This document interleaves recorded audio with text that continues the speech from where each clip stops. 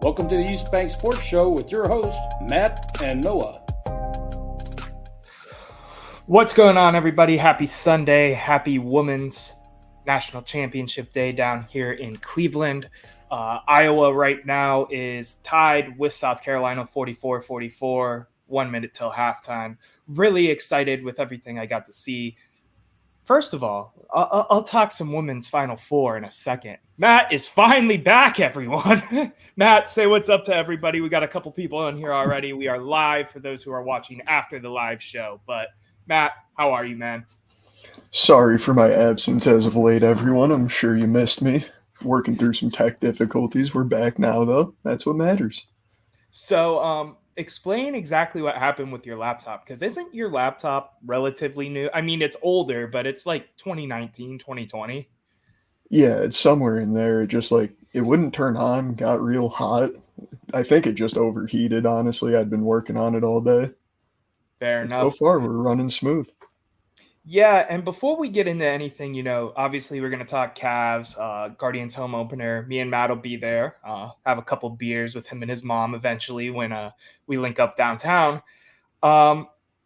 Women's Final Four has taken over downtown Cleveland, and it has been, it was a blast. I got to go to what they were calling the Tournament Village, I believe, or something like that. They took over the Huntington Convention Center. So, Matt, for you, where Guards Fest was, and had a bunch of stuff to do. I posted the TikTok for anybody that follows me on TikTok, I should say, of me bricking 2 free throws that they sent me from one of the events I did. Grabbed a t-shirt, hung out. It was really cool. It was a good event. The bands for all 4 of the schools were there, and they were doing some music before we left, and it was all around a good time. On top of, all the branding around and seeing Cleveland busy with people in all different college teams that aren't like Matt's wearing Ohio State right now. It was a good time. Matt, I know you didn't make it down here, so I'm not really going to ask your opinion on what you thought happened with everything, but let's stop that for now and let's talk Guardians, because we have an eclipse and a home opener tomorrow. So, Matt, you are the Guardians guru, even though I've been watching a lot of baseball since it came back. But I want you to start us off. Talk to me about the Guards. I mean, I don't blame you for watching a lot of baseball, specifically Cleveland baseball. It's fun to watch right now. Sitting here on Sunday, we're 7-2, leading the AL Central. They got Coming off delayed today, right? We got canceled. Canceled, yeah. Pushed into a doubleheader later into the year. It'll be no big deal, an off day, give our rotation a break, and we need it desperately now that we lost our ace, Shane Bieber, done for the year, Tommy John surgery. That was crazy to me because there was no indication of any problem. I mean, he was pitching like good old Shane used to pitch, and he looked elite. You just get this notification. Channel 19 was actually the first notification I got. It wasn't even like Bleacher Report or even that I have the MLB app. But anyway, continue with what's going on guards-wise. So like I was saying, yeah, we lost Shane Bieber. He's done for the year, which really sucks because I know we've mentioned our pitching rotation is already kind of thin for the starters. And now we're down our best one. That'll hurt. We need Gavin Williams back. And Really I've seen bad. a lot of people. There've been a surprising amount of Tommy John surgeries already this year, even. Mm-hmm. And a lot of people are starting to point fingers at that pitch clock.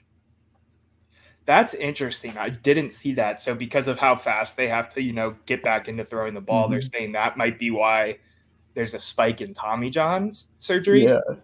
They think they're just pushing too hard, too fast, trying to stay inside the time frame, and it's leading to more stress on the ligaments in your arm and more tears and problems. That's interesting. I thought it was really interesting. I definitely think you're going to see either the Players Association or the league itself is definitely going to launch an investigation into that, especially if you keep seeing a bunch of star pitchers have Tommy John surgery. I mean, right. It's the only thing that's changed, and in the past 2 years, you look at the data, there is a spike. That's interesting. Switching gears, Quan right now, batting lights out. which I He's love on because I'm a fire. big Quan guy too. He's probably number 2 for me behind Bo, but 349 right now, I think, is what his batting average is. I feel like he's good for at least 2 hits a game right now for the most part.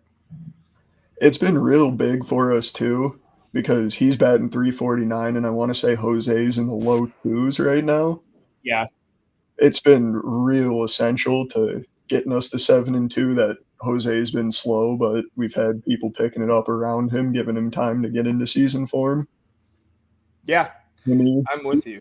having a great start to the year. He looks like another gold glove out there at second and potential all-star bat, really.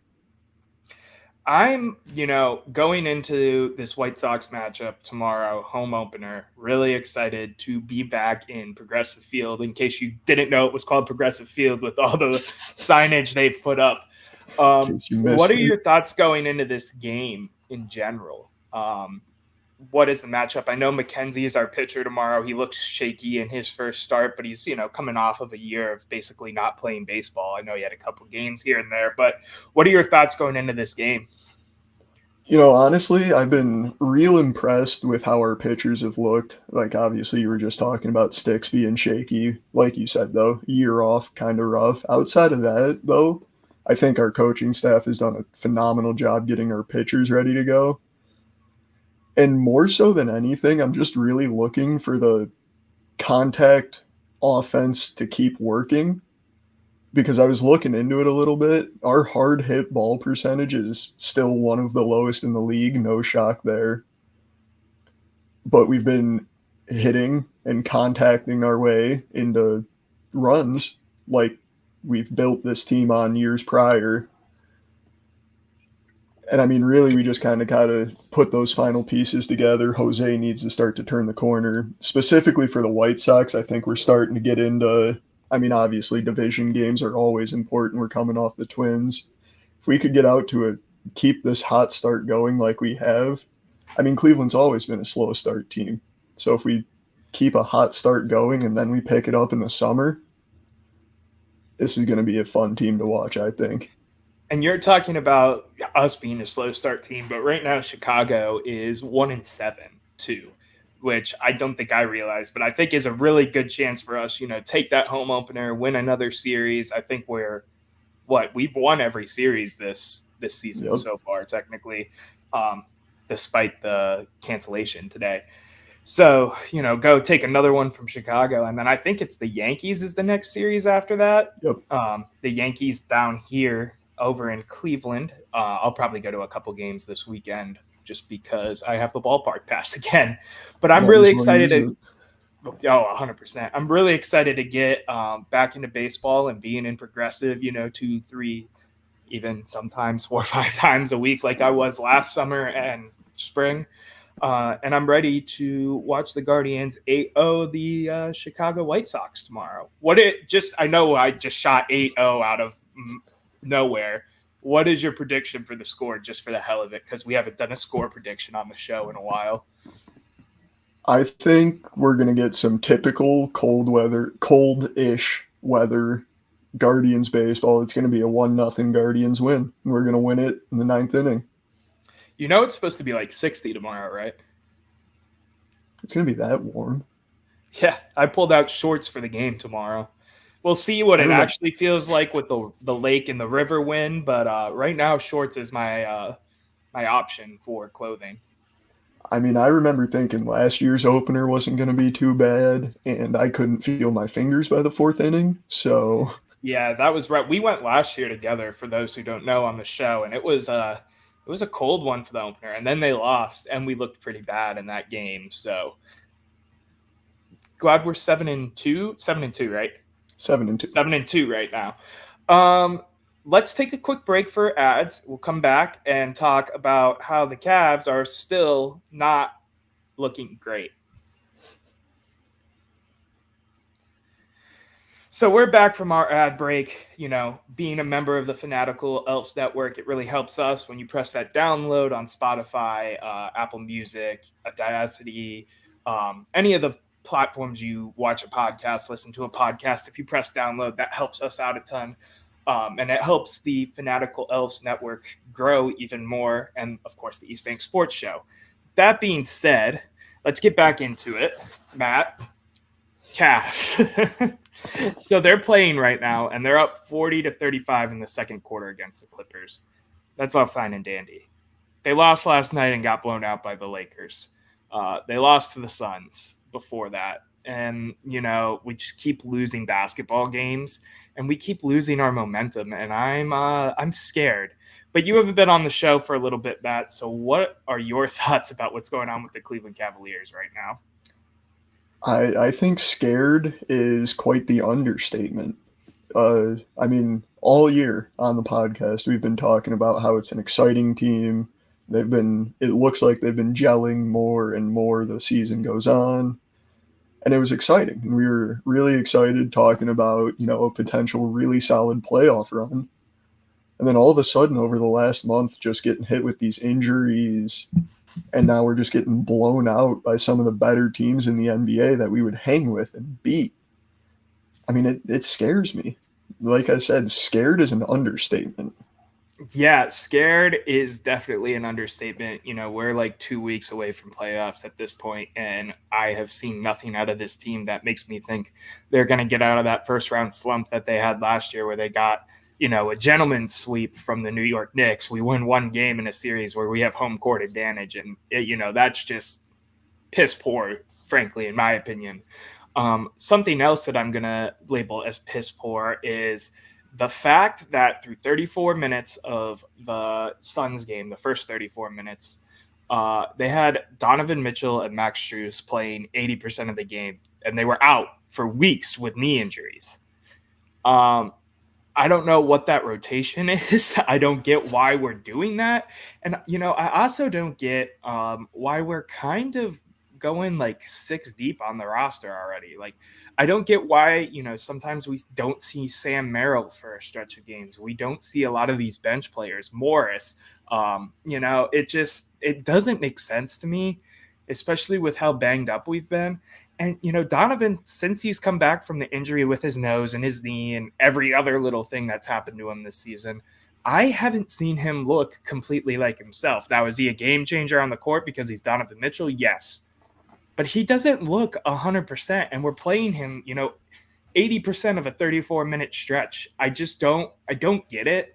I don't like it. I think we need to figure out a better way to rotate some players through. I'm not saying Max Strus and Donovan Mitchell shouldn't be playing basketball right now, because we aren't going to get out of this slump if Donovan Mitchell and Max Strus aren't on the court. I am saying, though, we have to be smart about this in a way that they can play, but also get a good amount of rest.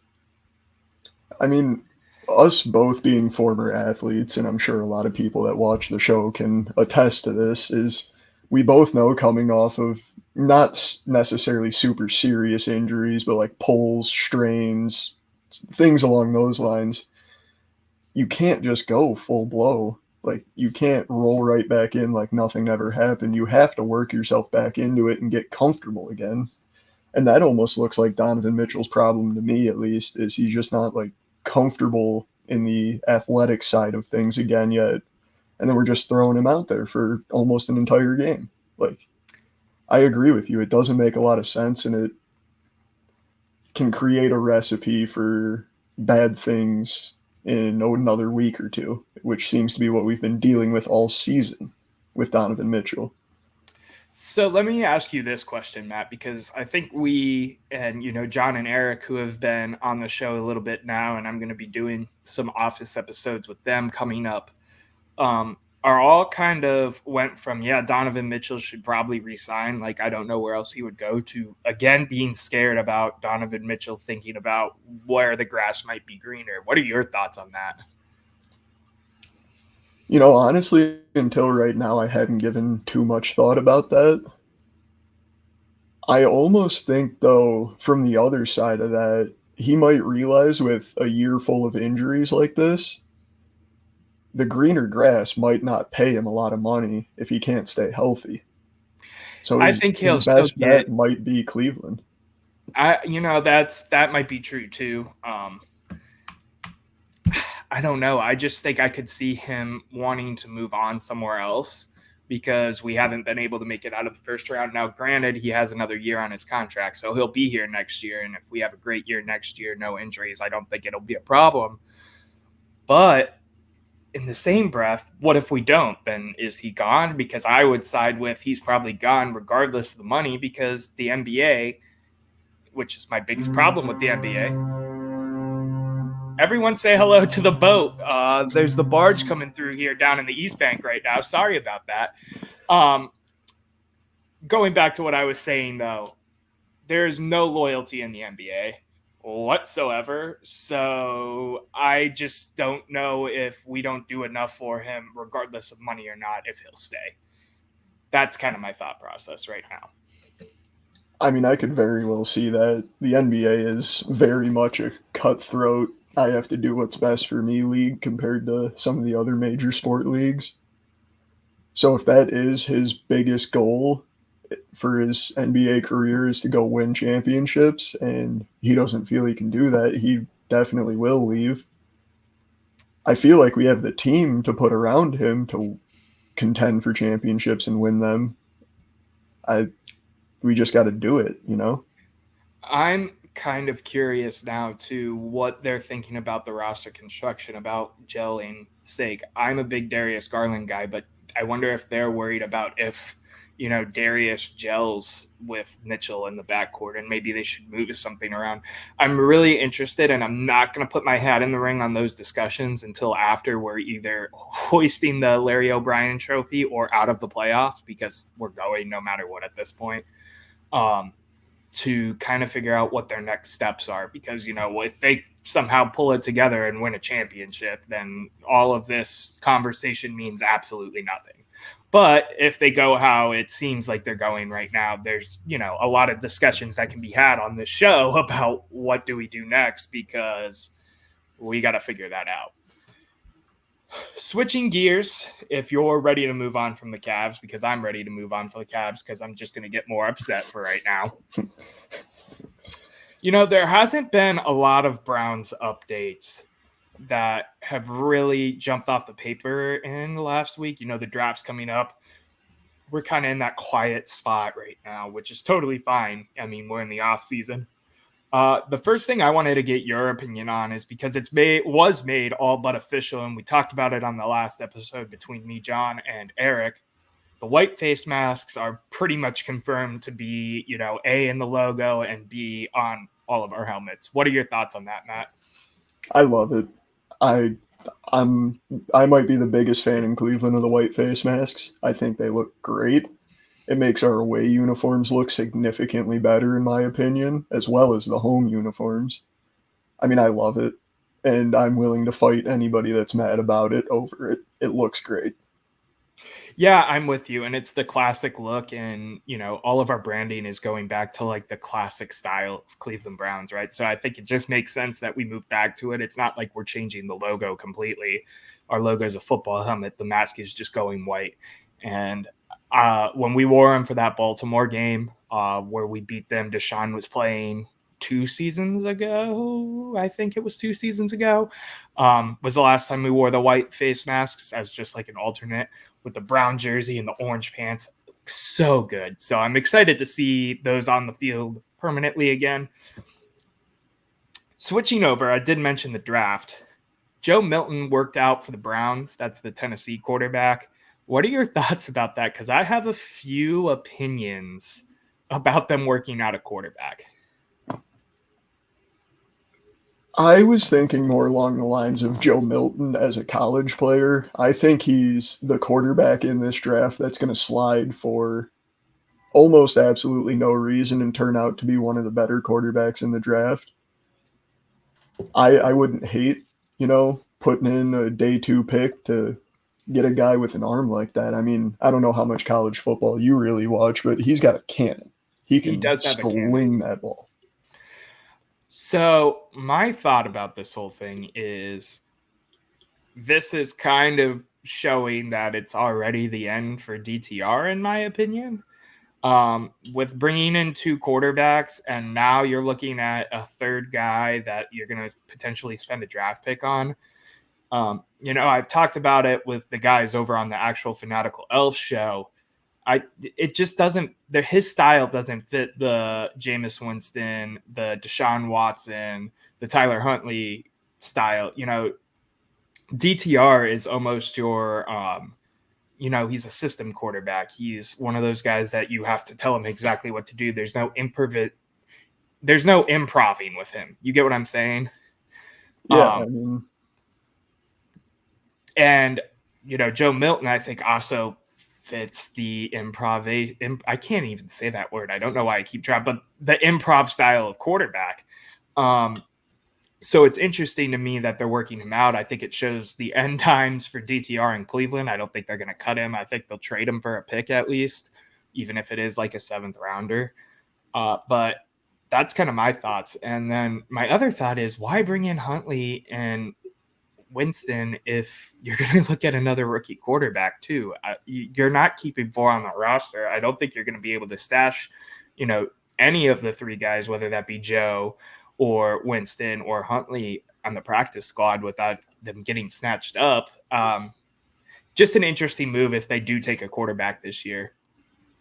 I think that's more of a move of, like we talked about, I think 2 episodes ago, when we get kind of to that point of the draft, we like to shift towards a best available, start taking whoever.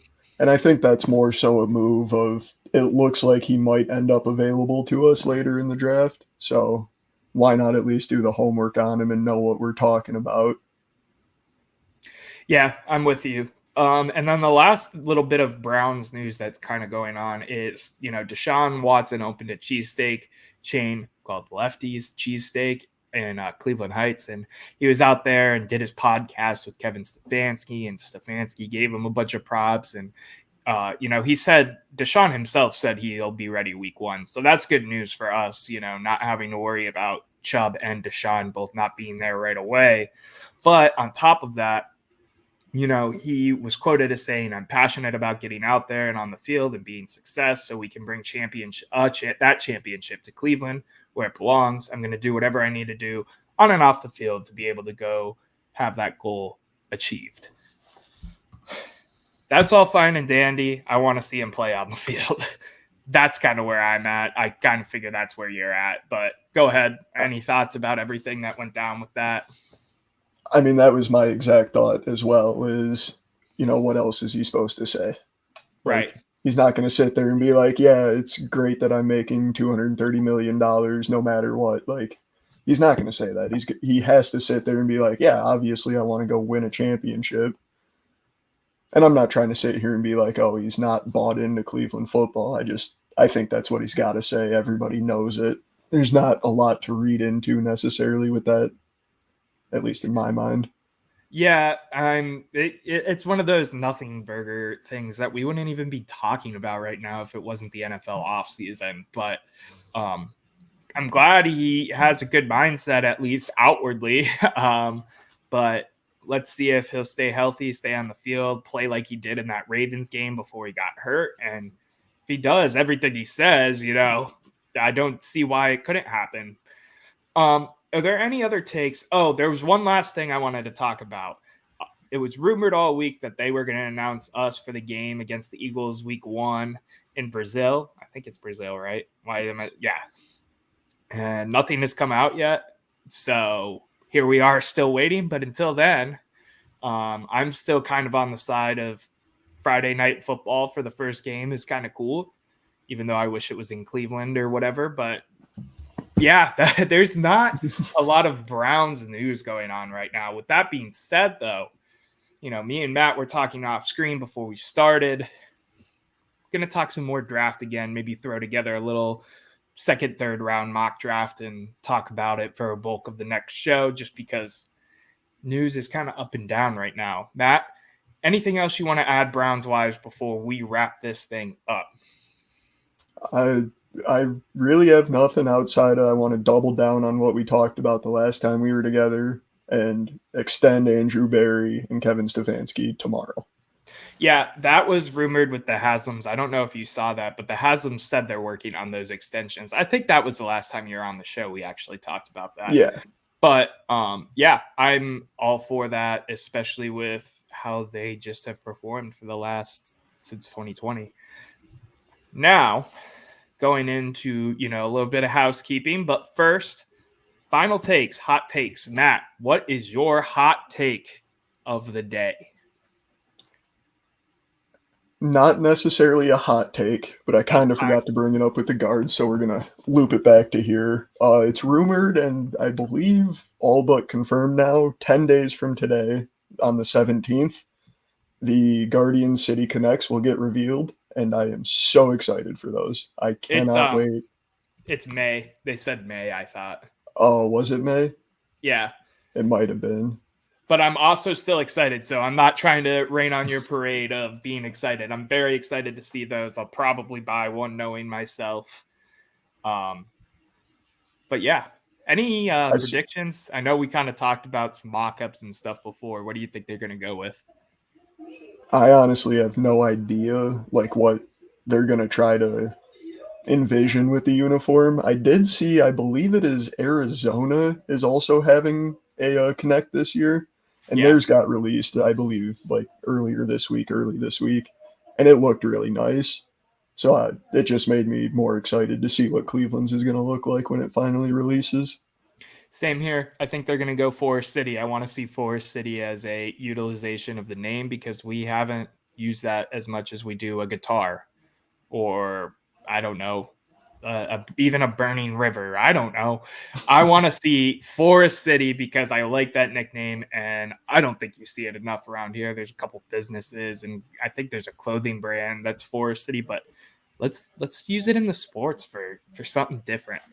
My hot take of the day, because I also forgot to bring this up during the baseball guard side of the show, is the Oakland A's ownership are a bunch of cowards.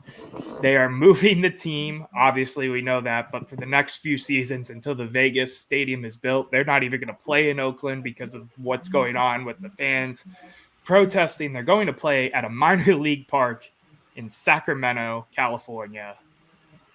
I think that's, for lack of a better term, bullshit. I think that's not fair to the fans that have been A's fans for years. I mean, I think this is a pretty not hot take, but I still wanted to bring it up. Any thoughts on the Oakland A's real quick before we wrap this thing up?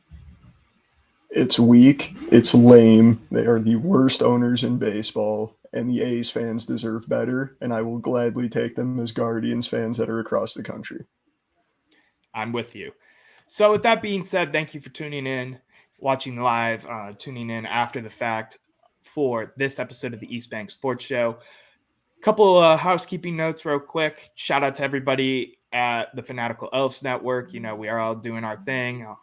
Love working with those guys. Love working and being a part of this team. We should have new intro music and outro music in the next episode or so, just because we're ramping up and doing more shows. I'm going to be doing, for those that don't know, and I kind of mentioned it before, I'm going to be hosting and doing, aside from our regular show, me and Matt do the At the Office edition of the show with my friends John and Eric, who have been on a couple times now. We're going to try to do that on more broad sports topics. Like this week, our goal is to debate AFC North coaching, basically. So that's something in the works. And other than that, make sure you check us out on not just, your YouTube, your X's, your Facebook, Apple Music, whatever, but we also have an Instagram. We also have a TikTok. Go give us a follow over there, like some of the videos. And until next time, Matt, send us out. Thank you guys so much for watching. It was great to be back. I know you missed me a lot, and we'll see you guys in a week. Happy opening day, everybody. Go Guards. Go Guards.